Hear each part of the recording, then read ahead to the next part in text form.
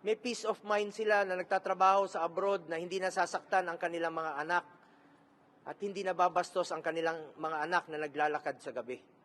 Nakakauwi ng safe, nakakauwi ng hindi nasasaktan. Pag bumalik ang illegal na droga, mas nakakatakot. Ginawa niya po ito para sa taong bayan. At nagkaroon po siya ng mataas na approval rating nung nag-umpisa ang kanyang administrasyon hanggang natapos 87% ang kanyang approval rating dahil sa kanyang strong stance or strong position against illegal drugs. Kayo na pong humusga, mga kababayan ko. At dun sa ukol naman sa reward system, wala pong reward system.